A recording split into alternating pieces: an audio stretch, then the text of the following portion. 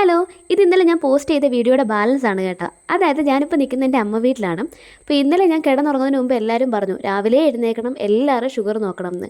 ഞാൻ ഈറ്റാണ് കിടന്നത്, പക്ഷേ രാവിലെ ഞാൻ എഴുന്നേറ്റത് വളരെ ലേറ്റ് ആയിട്ടാണ്. സോ എൻ്റെ മുഖം പോലും കഴുകാൻ ഇവരാരും സമ്മതിച്ചില്ല. അതാണ് ആ ലുക്കിൽ നിൽക്കുന്നത്. പിന്നെ എല്ലാവരുടെയും ഷുഗർ നോക്കി. അമ്മയ്ക്കും വല്യമ്മച്ചിക്കും ഒഴികെ ബാക്കി എല്ലാവർക്കും നോർമലാണ്, പക്ഷേ ഇവർക്ക് എന്തൊക്കെ ലേശം കൂടുതലാണ്.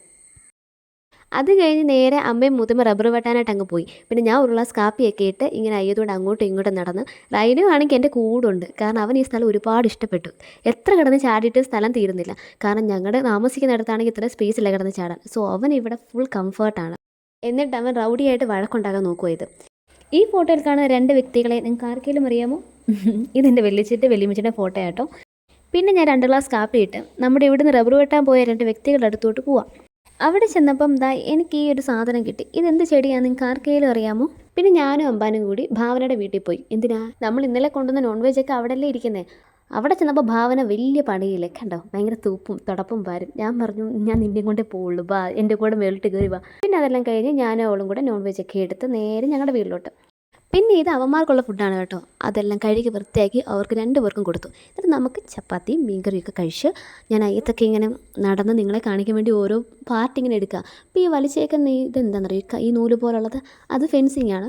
ഈ വനപ്രദേശങ്ങളിലൊക്കെ താമസിക്കുന്നവർക്ക് അറിയാൻ പറ്റും, കാരണം ഈ വന്യജീവികളൊക്കെ നമ്മുടെ ഗ്രൗണ്ടിൽ കയറി ഇരിക്കാൻ വേണ്ടി ഫോറസ്റ്റുകാർ കെട്ടുന്നതാണ്.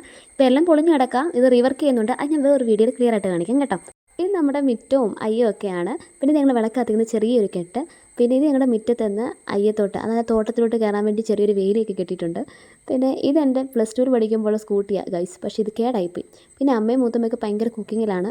അങ്ങനെ പണിയെല്ലാം കഴിഞ്ഞു. ഞങ്ങളെല്ലാം കൂടെ എങ്ങോട്ടേ പോകുമെന്നറിയാമോ? തോട്ടിലോട്ട് ഗൈസ്. അതെ, ഞങ്ങളുടെ ഈ റബ്ബറും തോട്ടത്തിന് തൊട്ട് താഴെയായിട്ടൊരു തോടുണ്ട്, കാട്ടരുവി എന്നൊക്കെ പറയാം. വലിയ വെള്ളമൊന്നുമില്ല, പക്ഷേ മഴ സമയത്ത് നല്ല വെള്ളമൊക്കെ ഉണ്ട്. പിന്നെ ഇതൊരു പബ്ലിക് ഏരിയ അല്ല, ഇതൊരു പ്രൈവറ്റ് ഏരിയ ആണ്. കാരണം ചുറ്റുപാടത്ത് വീടോ കാര്യങ്ങളൊന്നുമില്ല, ആ കൂടെ ഞങ്ങളുടെ കുറച്ച് ഫാമിലീസ് മാത്രം. പിന്നെ ഈ തോടിൻ്റെ അടുത്ത് വീടേ ഇല്ല, ഫുൾ കാട്, കാടിൻ്റെ ഇടയ്ക്കൊരു തോട്. സോ നമുക്കിവിടെ നിന്ന് അലയ്ക്കാം, സംസാരിക്കാം, എന്ത് വെള്ളം ചെയ്യാം, ഒരു മനുഷ്യനറിയില്ല. അമ്മാതിരി ഐറ്റമാണ്. പിന്നെ എൻ്റെ കൂടെ ചാടാൻ കമ്പനിക്ക് ഭാവന ഉണ്ടായിരുന്നു. അങ്ങനെ ചാട്ടമൊക്കെ കഴിഞ്ഞു. പിന്നെ ഞാൻ ഉപയോഗിക്കുന്നൊരു ഫേസ് വാഷ് ഉണ്ട്, ഇപ്പോഴാണ് ഞാൻ ഓർത്തേ, ഇതാണത്.